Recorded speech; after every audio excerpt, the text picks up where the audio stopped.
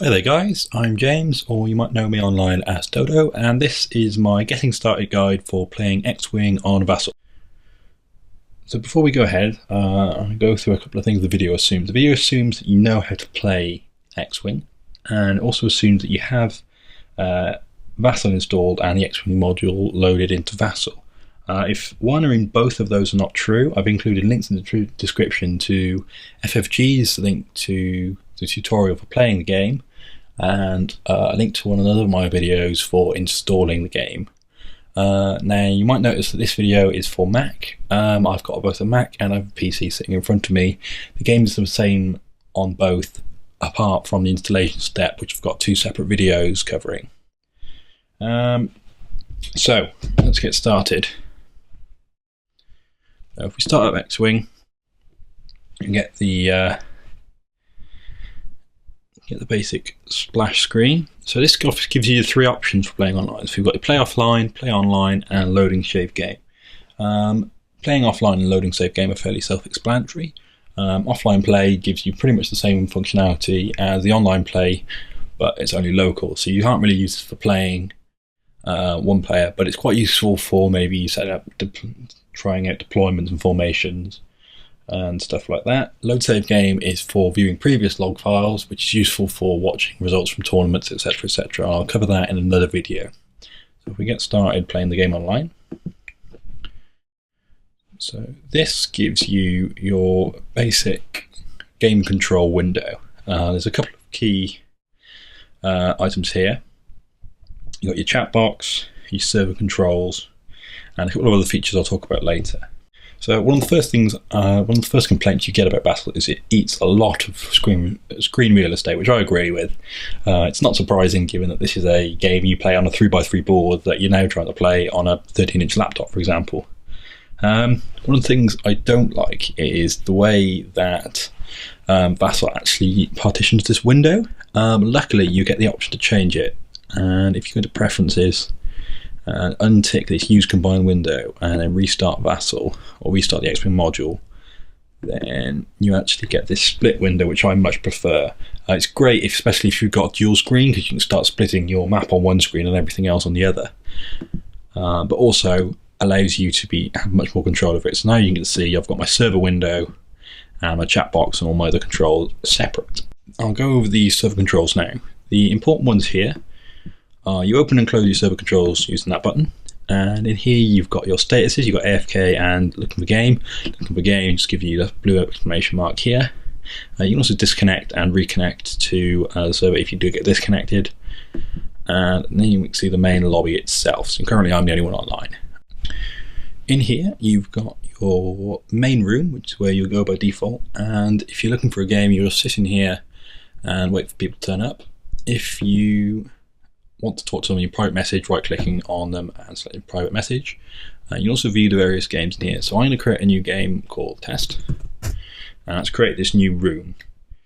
And now I've created the room, but I haven't actually started the game. To do this, I'm now going to be moved to the room, which I've put, it's just being done automatically, and select New Game. This opens up another window, which allows you to choose your player. Now your player is depending on what you want to do in that room. Do you just want to observe? Do you want to be a player? You've also got this solitaire hand. Observer player can't affect anything on the board. The players 1 through 8 select are, as you'd expect, the players in the game. Solitaire can actually affect everyone's hands. I'll discuss that later. I'll select player 1 for now. One thing to note when selecting your player is sometimes you run into a problem where in a pickup game you're both going to create a room, or you'll join a room too early before the game's been fully created. And you both select the same player and the game will get very confused. So generally what I suggest is when you are joining a pickup game, just give them a little bit of time to get the room set up before you join. Once you've selected your player, you then go select the board to play on. Now you might have seen earlier on that I've actually got quite a few map packs loaded, so as a result I've got a lot of maps in here. Now all these are just the map you're playing on. You could just play on a normal black rain field. This is including the main module, your star field, but I'm just going to choose Blue Nebula. Okay, so you can see that some of these buttons have now become active, and I'll go through those, the individual use of those now. Okay, so here we've got the undo button, which is fairly self-explanatory. We've got the step forward through continuation button, which I will discuss in further videos. We've got the server window still there. We can actually close that now, we don't need that.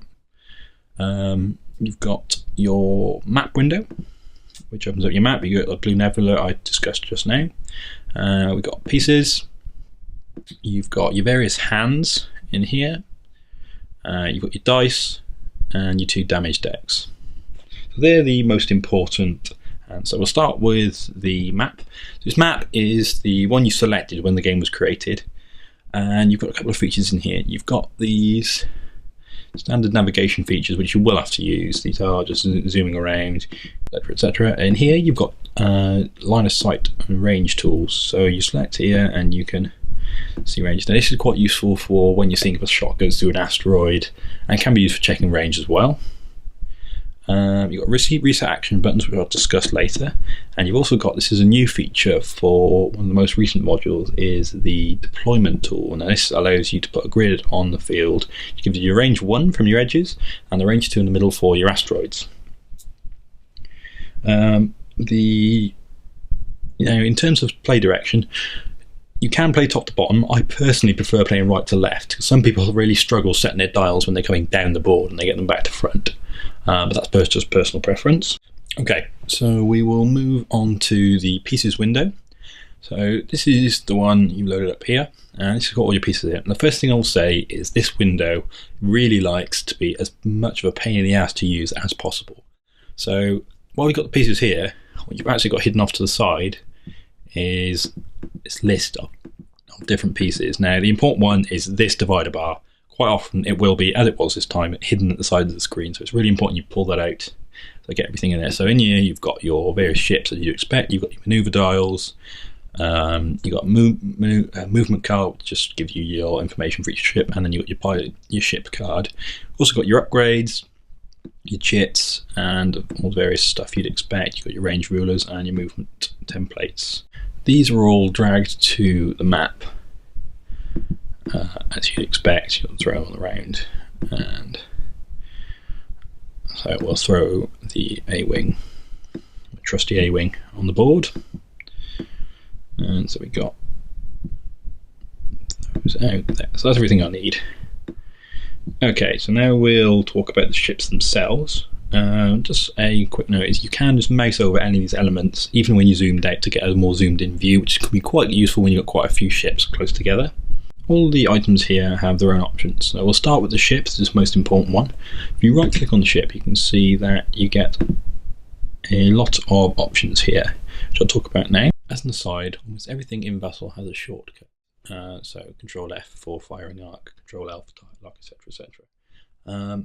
Firing arc itself is a little bit different to the board in that it projects the entire firing arc, and as you'd expect, target lock does the same thing. Target lock gives you target lock. One thing I will make a note of, given the last FAQ, the FAQ really tightened up the rules for when you can actually measure range, and also the way in which you do a target lock. So now you have to be quite careful with declaring target locks. You have to declare a target and then measure range. So in fact, you can't just go and project this target lock and then select your target. You actually need to go and identify a target and measure range between those two. So you can't just go and use this. You might have to use the range ruler or the range tool identified up here. At this point, I'll also make reference to the quick reference ship shortcuts tool. So in here, you've actually got a load of shortcuts.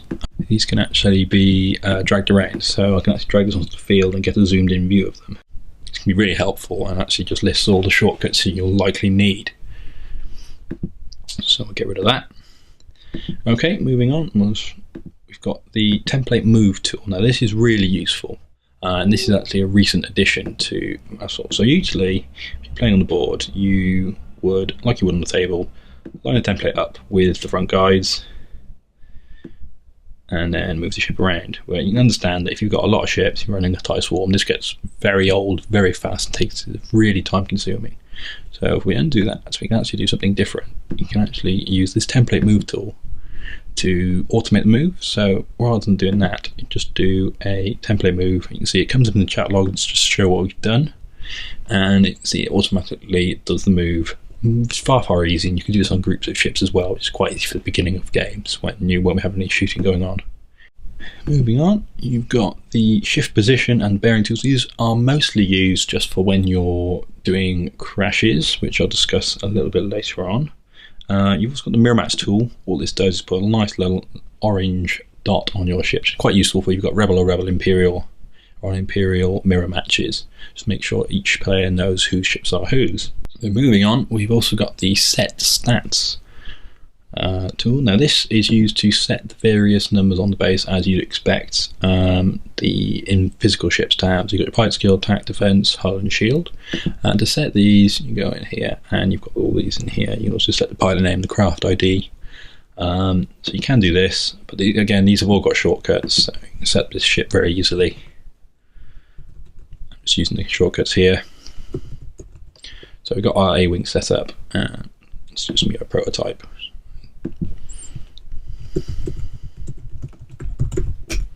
There we go. And you can see it comes off the side, but that's not a big deal. Next, we have the actions, pilot actions. Now, these are different to, this is a feature of Vassal that the basic game, when you're playing on the board, doesn't have, and it's actually, I find it's really useful. So you can just use focus tokens as you would on the table, but what you've also got are these pilot actions you can use to set various actions. So say I'm going to cycle through the various actions for ships.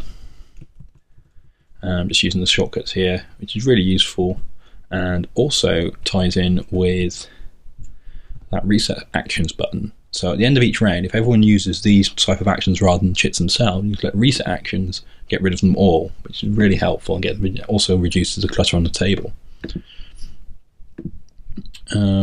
In a similar vein, you've also got the craft status, which is exactly the same idea. You've got your stress, and you've got ion and critical hit, which are all under fairly obvious shortcuts, but these aren't affected by reset actions, so these will sustain through turns. So I'll remove those now. If you notice that we had a slight movement there, that is a side effect of Vassal, just be aware of that. You've also got the copy and delete, which are fairly self-explanatory. One thing to note is the copy does copy in place, so it might look like you haven't actually done anything, but if you move it out of the way, you can see I've copied this. And the final one to talk about is Ghost. Now this is really useful for when you're doing collisions. Now if you have a look in QuickRef, there's a absolutely fantastic collision primer, which is where this Ghost is really useful. Allows you to line up on these templates and ensure you've done the collision entirely correctly. Okay, so moving on from the ship, we've now got the maneuver dial. Now, this goes back to the hands we talked about earlier on. So your player number will have a corresponding hand, which is up here. Now, all these hands are small bits of board, just like the map. But the difference is each player can only access the stuff in their hand. It's not to say each player can't see the player's hand. In fact, the opposite of true. Everyone can see everyone else's hands.